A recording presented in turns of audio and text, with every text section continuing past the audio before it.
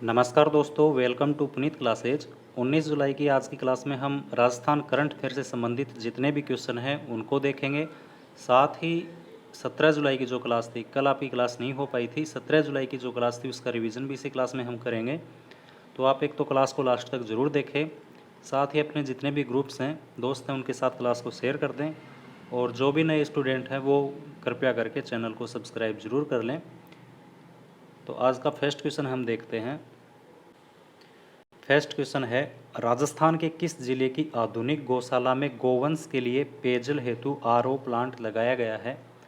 तो राजस्थान का जो चूरू जिला है, चूरू, इस जिले की गौशाला है, उसके अंदर जो गोवंश है, गाय है, उनके लिए जो फिल्टर पानी होता है, आरओ प्लांट है, वो लगाया गया है।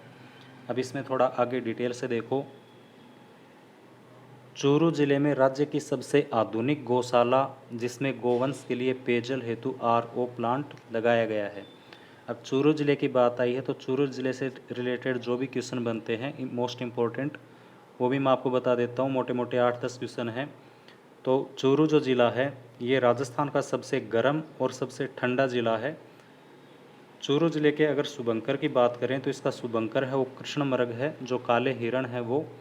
और यहाँ पर जो ताल छापर अभ्यारण्य है, ताल छापर अभ्यारण्य, यहाँ पर काले हिरण पाए जाते हैं। इसके बिना एक ताल छापर झील भी यहीं पर है, ताल छापर झील, ये भी आप ध्यान में रखें। ताल छापर अभ्यारण्य और ताल छापर झील दोनों चूरू डिस्ट्रिक्ट में है। चूरू के जो परिवहन कोड है, आरटीओ कोड, वो RJ10 है। इसके बिना बालेरी गांव है, यहाँ पर जो बरखान है, बरखान क्या है, बालू का स्तूप है, इसके लिए बालेरी गांव है, ये प्रसिद्ध है। बालेरी गांव, बरखान जो बालू का स्तूप है इसके लिए प्रसिद्ध है। ददरेवा है चूरू के अंदर, यहाँ पर गोगा जी का थान है और एक गोगा मेड़ी है, एक वहाँ पर गोगा जी का मेला बरता है। तो ददरेवा के अंदर गोगा जी का थान है। इसके बिना सालासर बालाजी का जो मंदिर है वो भी चूरू में है। सुजानगढ़ के अंदर तिरुपति बालाजी का मंदिर है जो दक्षिणी शैली के ऊपर आधारित है।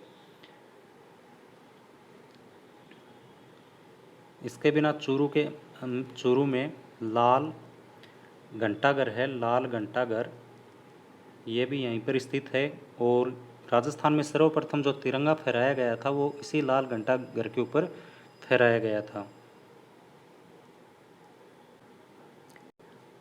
अगला क्वेश्चन देखो, हाल ही में राज्य के रामगढ़ विस्तारी टाइगर रिजर्व बूंदी, इसमें किस बाघिन ने 3 शावकों को जन्म दिया है? तो जो राजस्थान के अंदर 4 टाइगर परियोजनाएं हैं, इसमें जो रामगढ़ विस्तारी टाइगर रिजर्व परियोजना है, बूंदी में ये स्थित है, इसमें कौन सी बाघिन है जिसने अभी हाल ही में 3 शावकों को जन्म दिया है? तो RVT2 ये बाघिन है, इसने हाल ही में 3 शावकों को जन्म दिया है।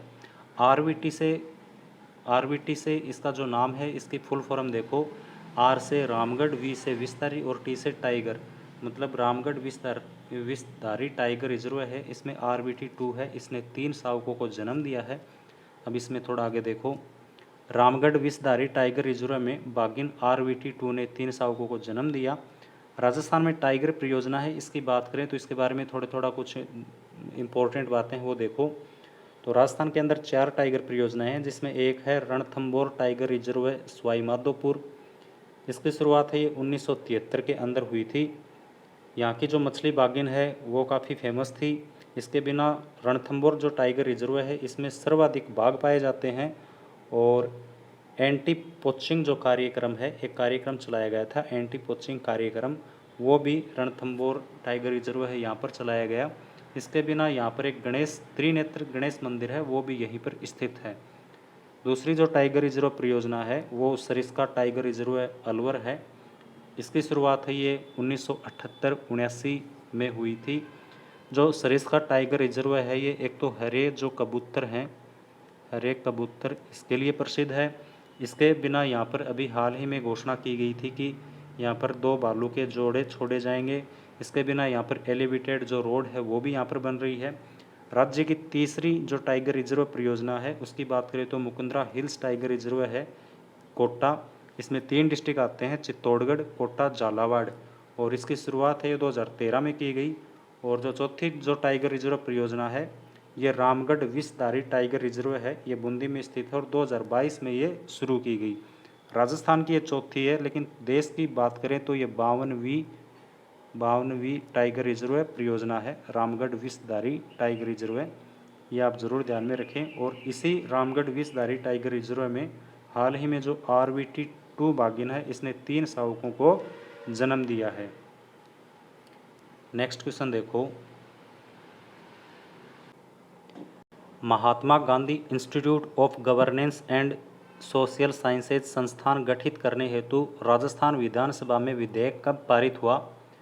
तो जो Mahatma Gandhi institute of governance and social sciences संस्थान है इसको गठित करने के लिए राजस्थान विधानसभा में हाल ही में जो 8वां सत्र चल रहा है ये 17 जुलाई को गठित किया गया। 17 जुलाई 2023 को ये विधेयक है ये पारित हुआ। अब इसमें थोड़ा आगे देखो, राजस्थान विधानसभा में 17 जुलाई 2023 को 2 विधेयक पारित किए गए, जिसमें पहला है राजीव गांधी फिनटेक डिजिटल संस्थान जोधपुर। एक ये विधेयक पारित किया गया जिसमें राजस्थान गांधी फिनटेक डिजिटल संस्थान है ये जोधपुर में खोला जाएगा।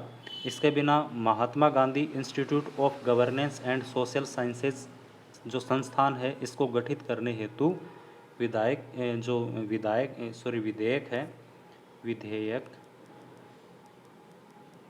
ये पारित किया गया। अब इसमें आगे देखो, Mahatma Gandhi institute of governance in social sciences Pune Maharashtra की जो government institute of governance and social sciences की तर्ज के ऊपर बनाया गया है।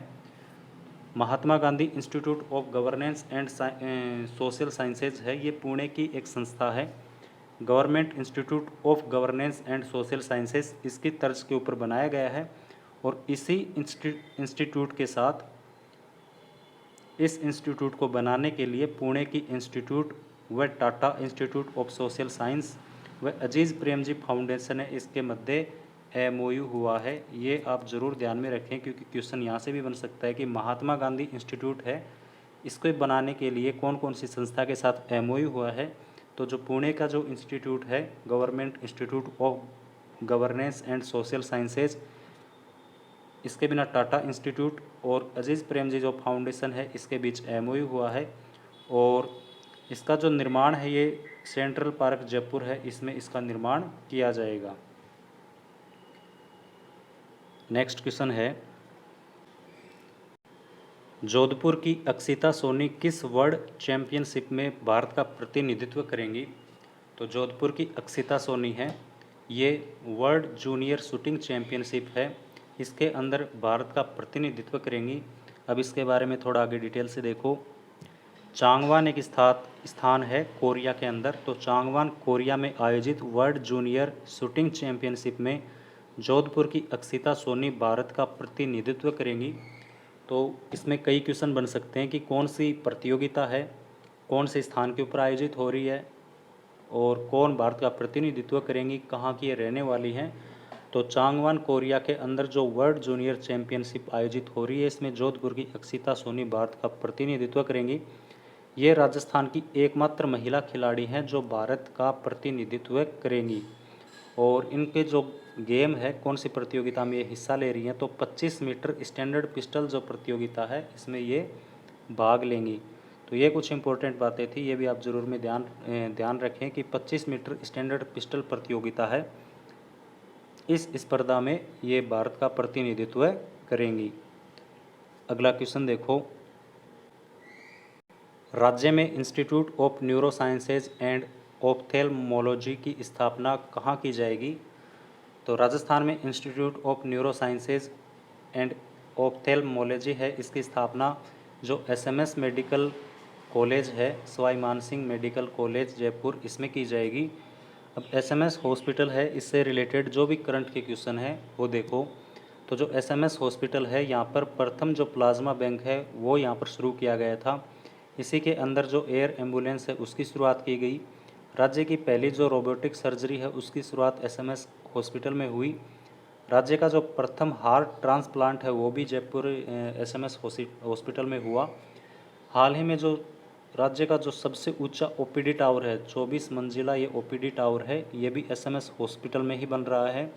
और हाल ही में जो institute of neuroscience and ophthalmology है, इसकी स्थापना करने की भी घोषणा एसएमएस जो मेडिकल कॉलेज है इसके अंदर की गई है। इसके बिना ऑप्शन में डॉक्टर एस एन मेडिकल जो कॉलेज है, doctor S N medical college, यहाँ पर राज्य की जो पहली कैथ लैब है, कैथ लैब, ये भी यहाँ पर शुरू की गई है एस एन मेडिकल कॉलेज के अंदर। तो ये भी आप ज़रूर ध्यान में रखें, करंट का क्वेश्चन है। नेक्स्ट क्वेश्चन देखो, विश्व युवा कौशल दिवस पर स्किल एम्बेसडर के लिए किसे सम्मानित किया गया? तो विश्व कौशल जो युवा दिवस है, विश्व युवा कौशल दिवस 15 जुलाई को ये मनाया जाता है और इस पर नारायण सिंह हैं, नारायण सिंह, इनको सम्मानित किया गया। नारायण सिंह का संबंध जालौर जिले से है। तो विश्व युवा कौशल दिवस पर स्किल एम्बेसडर के लिए नारायण सिंह को सम्मानित किया गया। अब इसमें आगे देखो, 15 जुलाई 2023 को विश्व युवा कौशल दिवस कार्यक्रम का आयोजन राज्य स्तर पर जयपुर में आयोजित किया गया। तो 15 जुलाई को जयपुर में राज्य स्तरीय इस कार्यक्रम का आयोजन किया गया। विश्व युवा कौशल जो दिवस है, इसमें स्किल एम्बेसडर के लिए नारायण सिंह जालोर को सम्मानित किया गया। नारायण सिंह है, जालोर के रहने वाले हैं। इस कार्यक्रम का जो आयोजन है ये RSLDC द्वारा राज्य कृषि प्रबंधन संस्थान दुर्गापुरा में किया गया। तो विश्व युवा कौशल दिवस है, इसका आयोजन है वो RSLDC, इसके द्वारा जो कृषि प्रबंधन संस्थान है दुर्गापुरा, इसमें किया गया। RSLDC की बात करें तो इसको राजस्थान कौशल एवं आजीविका विकास निगम इसको बोला जाता है। और इसकी जो शुरुआत है ये 17 अगस्त 2010 से हुई थी, ये भी आप ज़रूर ध्यान में रखें। इसके बिना ऑप्शन में देखते हैं, डॉक्टर कृति भारती दिया हुआ है, तो ये इनका संबंध है, ये जोधपुर से है, जोधपुर। और इनके द्वारा ये बाल विवाह के क्षेत्र में कार्य करती हैं।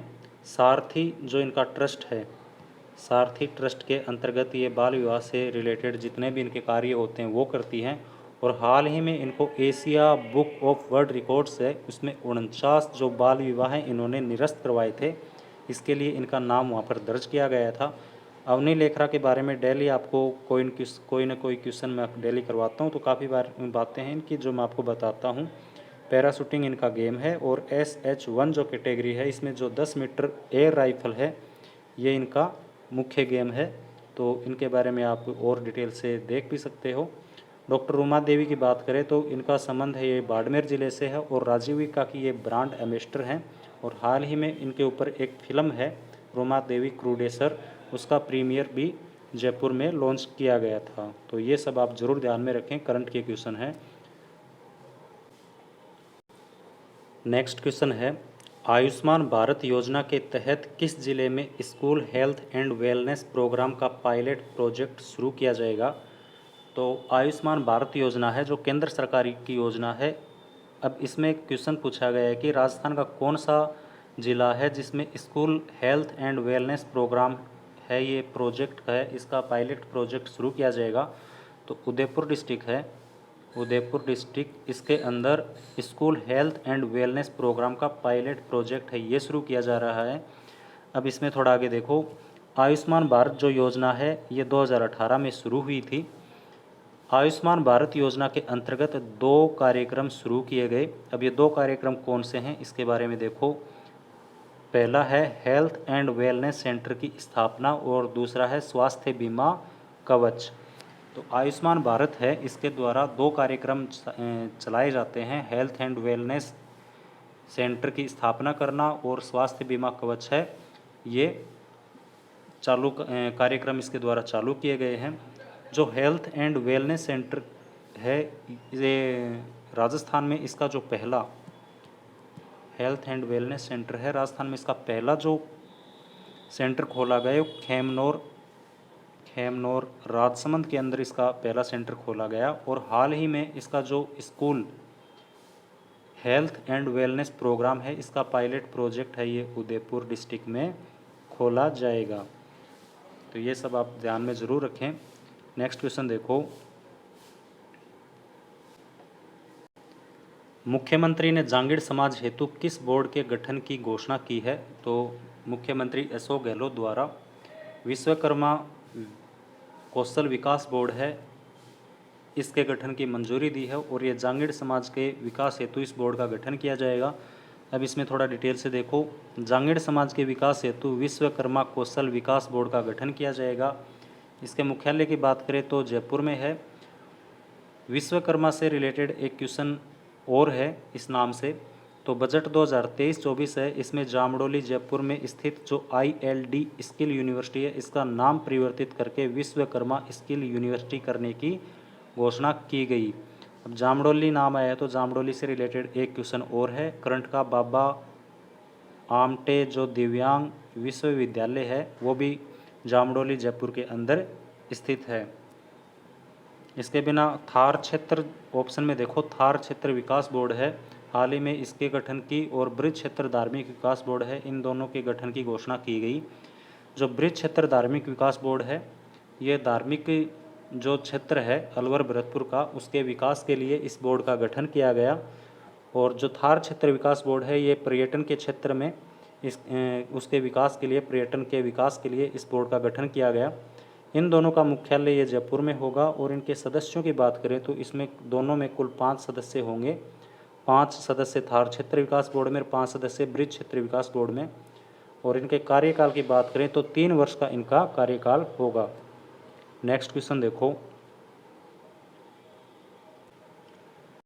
मल्टी डायमेंशनल पॉवर्टी इंडेक्स 2023 की रिपोर्ट में 2015-16 से 2019-21 के बीच राजस्थान में कितने प्रतिशत लोग गरीबी रेखा से बाहर आए हैं? तो एक मल्टी डायमेंशनल पॉवर्टी इंडेक्स होता है जिसे MPI बोलते हैं। तो इसकी जो 2023 की रिपोर्ट है इसमें राजस्थान के 13.56%, 13.56% लोग हैं। ये 2015-16 से लेकर 2019 से लेकर 21 तक ये गरीबी रेखा है, मतलब ये जो गरीबी प्रतिशत था इससे ये बाहर आए हैं। अब इसमें थोड़ा आगे देखो, नीति आयोग है इसके द्वारा मल्टी डायमेंशनल पॉवर्टी इंडेक्स है ये जारी किया जाता है। तो नीति आयोग द्वारा MPI जारी किया जाता है। 17 जुलाई 2023 को जारी MPI इंडेक्स में राजस्थान में 2015-16 से 2019-21 के बीच 13.56% लोग गरीबी रेखा से बाहर आए हैं। अब इस इंडेक्स में ग्रामीण गरीब हैं उनकी बात करें तो ये पहले 32.59% से घटकर 19.28% के ऊपर अब ये आ गए हैं। और जो शहरी गरीब हैं इनकी बात करें तो पहले ये 8.65% थे, उससे घटकर ये 5.27% के ऊपर ये आ गए हैं। भारत में अगर गरीबी संख्या की बात करें तो 9.89% की इसमें कमी आई है। MPI 2022 में राजस्थान में बाड़मेर पहले स्थान के ऊपर और झुंझुनू 33 स्थान पर रहा। तो जो मल्टी डायमेंशनल पॉवर्टी इंडेक्स है इसमें सबसे जो गरीब ज़िला है वो बाड़मेर है और सबसे जो अंतिम ज़िला है वो झुंझुनू ज़िला है। इसमें आगे देखो, मल्टी डायमेंशनल पॉवर्टी इंडेक्स शिक्षा, स्वास्थ्य व जीवन स्तर इन तीनों के आधार पर जारी किया जाता है। मतलब शिक्षा, स्वास्थ्य और जो जीवन स्तर है इन तीनों के आधार के ऊपर ये MPI इंडेक्स है ये जारी किया जाता है। राजस्थान में अगर शिक्षा की बात करें तो लगभग 10.06% है ऐसे परिवार हैं जो प्राइमरी से अधिक नहीं पढ़े हुए। और स्वास्थ्य की बात करें तो राजस्थान में 34% ऐसे परिवार हैं जिनको पर्याप्त पोषण नहीं मिलता है। तो ये भी आप ज़रूर ध्यान में रखें। नेक्स्ट क्वेश्चन देखो, मुख्यमंत्री द्वारा किस जिले में नए स्पोर्ट्स स्कूल खोलने की मंजूरी प्रदान की गई है? तो जो बजट आया था 2023-24 इसके अंदर 2 नए स्पोर्ट्स स्कूल हैं इनको खोलने की मंजूरी दी गई है। इसमें एक आता है पाली और एक आता है चूरू। इन 2 डिस्ट्रिक्ट के अंदर नए जो स्पोर्ट्स स्कूल हैं ये खोले जाएंगे। अब इसमें आगे देखो, राजस्थान में जो स्पोर्ट्स स्कूल हैं इसके बारे में देखो कि यहाँ पर कुल कितने स्पोर्ट्स स्कूल हैं। तो पहला जो स्पोर्ट्स स्कूल खुला था राजस्थान में वो शार्दुल स्पोर्ट्स स्कूल बीकानेर में खुला, एक जोधपुर में, एक उदयपुर में, और हाल ही में मुख्यमंत्री द्वारा 2 नए स्पोर्ट्स स्कूल चूरू व पाली में खोलने की मंजूरी दी है। बजट 2023-24 में प्रत्येक संभाग स्तर पर, अब खेल से जुड़ा हुआ क्वेश्चन है तो इसके साथ और अन्य जो भी क्वेश्चन बनते हैं वो भी देख लो। तो जो बजट 2023-24 था इसमें प्रत्येक संभाग स्तर पर सलीम दुरानी स्पोर्ट्स आवासीय स्कूल खोलने की घोषणा की गई। सलीम दुरानी है ये क्रिकेटर थे और इनका हाल ही में निधन हो गया, तो इन्हीं के लिए घोषणा की गई कि प्रत्येक संभाग स्तर पर सलीम दुरानी स्पोर्ट्स आवासीय स्कूल है खोले जाएंगे। इसके बिना भरतपुर में स्पोर्ट्स कॉम्प्लेक्स है ये भी खोला जाएगा। इसके बिना खेल अकादमी है, खेल अकादमी जिसे खेल अकेडमी भी आप बोल सकते हो, इसके बारे में देखो तो राजस्थान में कुल जो खेल अकादमी है ये 5 खेल अकादमियाँ खोली जाएंगी। वैसे तो 6 हैं, सीकर में 2 खोली जाएंगी। अब इसके बारे में देख लो, जो खेल अकादमी है इसमें जो पहली खेल अकादमी है ये सीकर व बांसवाड़ा में फुटबॉल के लिए फुटबॉल खेल अकादमी है ये खोली जाएगी। साइकिलिंग में बीकानेर से काफ़ी मेडल आते हैं तो बीकानेर में साइकिलिंग एकेडमी खोली जाएगी। भीलवाड़ा में जो कुश्ती एकेडमी है, भीलवाड़ा में कुश्ती एकेडमी खोली जाएगी। राजगढ़ चूरू है, राजगढ़ चूरू, क्योंकि यहाँ पर एथलेटिक्स ज़्यादा है राजगढ़ चूरू में, तो जो एथलेटिक्स एकेडमी है वो राजगढ़ चूरू में खोली जाएगी। और जो बास्केटबॉल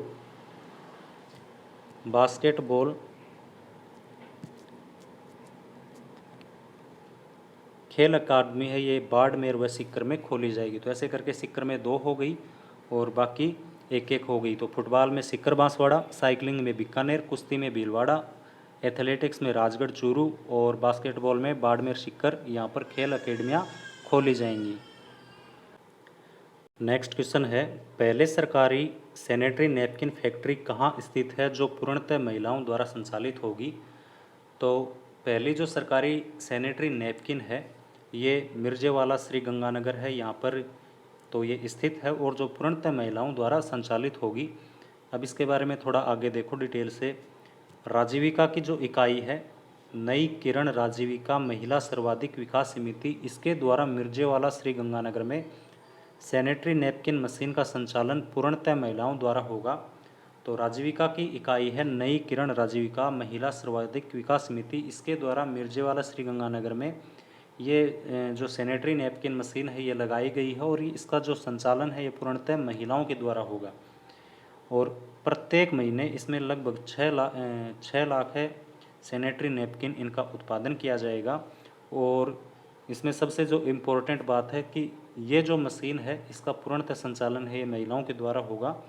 तो ये आप ज़रूर ध्यान में रखें। राजीविका की बात आई है, राजीविका, तो इसके बारे में कुछ इम्पोर्टेंट बातें हैं, करंट की क्वेश्चन है वो देख लो।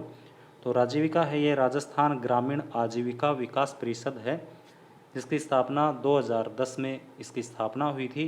राजीविका की चेयरमैन की बात करें कि इसका चेयरमैन कौन होता है, तो मुख्यमंत्री इसके चेयरमैन होते हैं और जो इसका एग्जीक्यूटिव चेयरमैन होता है वो मुख्य सचिव होता है। राजीविका की जो ब्रांड एम्बेसडर है, ब्रांड एम्बेसडर वो रूमा देवी है, बाड़मेर की रहने वाली हैं। अब राजीविका से रिलेटेड एक करंट का क्वेश्चन है, महिला निधि जिसकी शुरुआत 26 अगस्त 2022 को हुई। तो ये जो महिला निधि है ये महिला वित्तीय संस्थान है जो महिलाओं को ऋण उपलब्ध करवाती है। तो राजीविका और जो तेलंगाना स्त्री निधि है इन दोनों ने मिलकर महिलाओं के लिए 40,000 रुपये तक का ऋण है ये 48 घंटे में इनको उपलब्ध करवाया जाएगा। इसके लिए राजीविका और तेलंगाना की जो स्त्री निधि है इसके मध्य MOU हुआ है, तो ये भी आप ज़रूर ध्यान में रखें। नेक्स्ट क्वेश्चन देखो, प्रधानमंत्री ने फ्रांस की यात्रा के दौरान राष्ट्रपति मैनुअल मैक्रोन को चंदन की लकड़ी से बनी रॉयल वीणा की कलाकृति भेंट की, इसके वास्तुकार कौन है? तो हाल ही में जो प्रधानमंत्री की फ्रांस यात्रा थी 13-14 जुलाई को,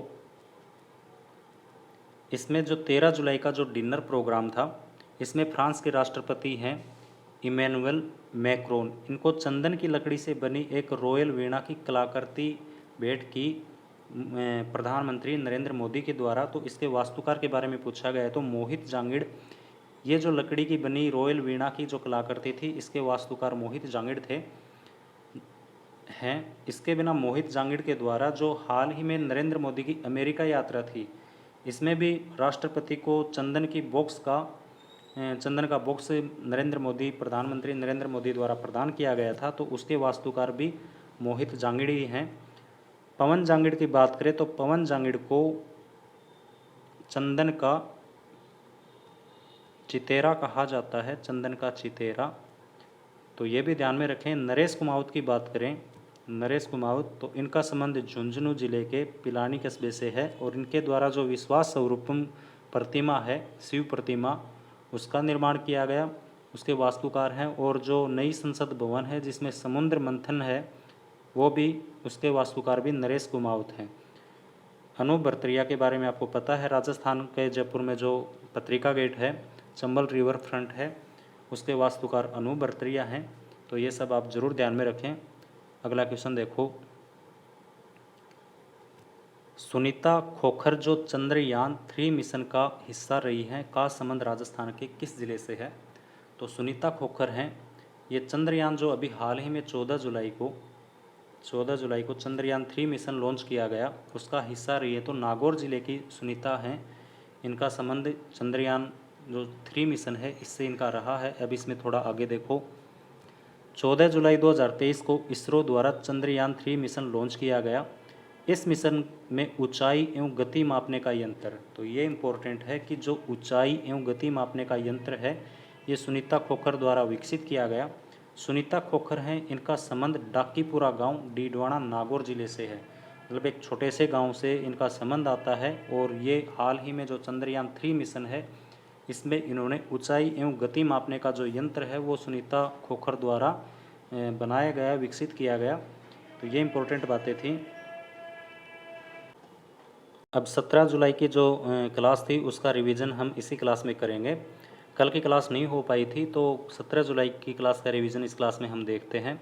तो ये सभी क्वेश्चन इंपॉर्टेंट हैं और आप अपनी नोटबुक में हर क्वेश्चन को नोट जरूर करें, क्योंकि मैं सभी क्वेश्चन इंपॉर्टेंट करवाता हूँ। और आपकी हर एग्ज़ाम के लिए अगर आप अभी से नोट करोगे तो 5-6 महीने में, साल भर में काफ़ी मैटर आपके पास इकट्ठा हो जाएगा और हर क्वेश्चन बार बार रिपीट होता है। राजस्थान करंट अफेयर्स इतना ज़्यादा लंबा चौड़ा नहीं है, बार बार वही क्वेश्चन रिपीट होते रहते हैं। तो आप डेली पढ़ें, 20-25 मिनट की लास्ट ये क्लास होती है, तो ज़रूर देखें। तो आज जो रिवीजन है इसमें पहला क्वेश्चन देखो,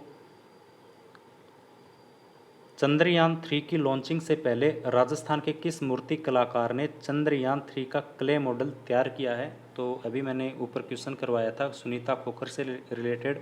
इसके बिना जो चंद्रयान 3 है इसका क्ले मॉडल तैयार किया गया। तो राजस्थान के कौन से मूर्ति कलाकार हैं? तो नवरत्न प्रजापति हैं, जयपुर के ये रहने वाले हैं। इनके द्वारा जो चंद्रयान 3 है इसका क्ले मॉडल इनके द्वारा तैयार किया गया। अगला क्वेश्चन देखो, डांग विकास बोर्ड के पूर्व चेयरमैन कौन है जिनका हाल ही में निधन हो गया है? तो जो डांग विकास बोर्ड है, ये जो डांग क्षेत्र है, जो पूर्वी राजस्थान का पूर्वी और दक्षिणी पूर्वी जो हिस्सा आता है, इसके 8 जिले आते हैं। इसमें कोटा संभाग और जो भरतपुर संभाग है, इसके 8 जिले हैं। तो इसके पूर्व चेयरमैन हैं सत्यनारायण सिंह, जिनका हाल ही में निधन हो गया है। अगला क्वेश्चन देखो, हाल ही में किसके द्वारा राज्य पर्यावरण प्रभाव आकलन प्राधिकरण व राज्य विशेषज्ञ मूल्यांकन समिति के पुनर्गठन के प्रस्ताव को स्वीकृति प्रदान की है? तो मुख्यमंत्री अशोक गहलोत के द्वारा जो राज्य पर्यावरण प्रभाव आकलन प्राधिकरण व राज्य विशेषज्ञ मूल्यांकन समिति है, इसके पुनर्गठन के प्रस्ताव की स्वीकृति प्रदान की है। नेक्स्ट क्वेश्चन देखो, नई संसद में आयोजित जीएसटी परिषद की 50वीं बैठक में राजस्थान का प्रतिनिधित्व किसने किया? तो जो जीएसटी परिषद, जीएसटी काउंसिल है, इसकी जो 50वीं बैठक हुई नई दिल्ली में विज्ञान भवन में, इसमें राजस्थान का प्रतिनिधित्व शांति धारीवाल द्वारा किया गया। नेक्स्ट क्वेश्चन देखो, राजस्थान सरकार द्वारा प्रशासन गांव के संग अभियान 2023 की अवधि कब तक के लिए बढ़ा दी गई है? तो राजस्थान सरकार द्वारा 2 कार्यक्रम चलाए जाते हैं, एक प्रशासन गाँव के संग अभियान, दूसरा प्रशासन शहरों के संग अभियान।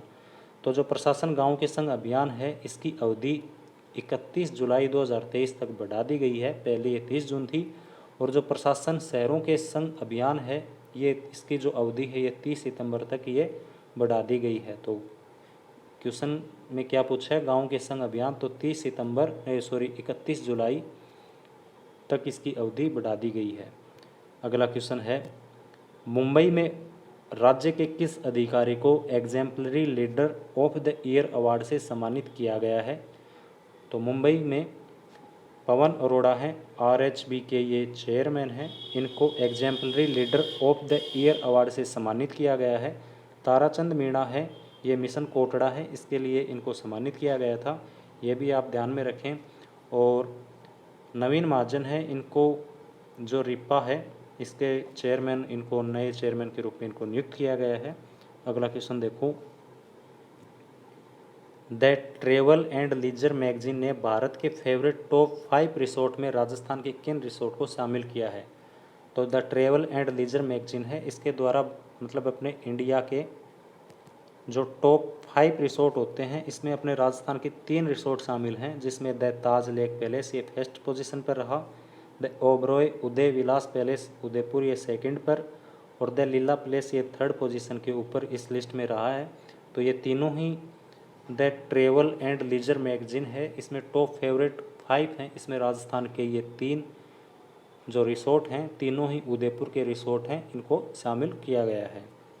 तो ये आज के कुछ इंपॉर्टेंट क्वेश्चन थे। आप क्लास को ज़्यादा से ज़्यादा शेयर करना। इसके बिना आपको क्लास में अगर कोई भी समस्या लगती है, कोई भी प्रॉब्लम लगती है, तो आप कमेंट बॉक्स में ज़रूर बताएं। साथ ही आप अपनी नोटबुक में डेली क्वेश्चन नोट ज़रूर करें, और जो भी नए स्टूडेंट हो वो चैनल को प्लीज़ सब्सक्राइब ज़रूर करें। मिलते हैं कल की क्लास में, तब तक के लिए धन्यवाद। जय हिंद।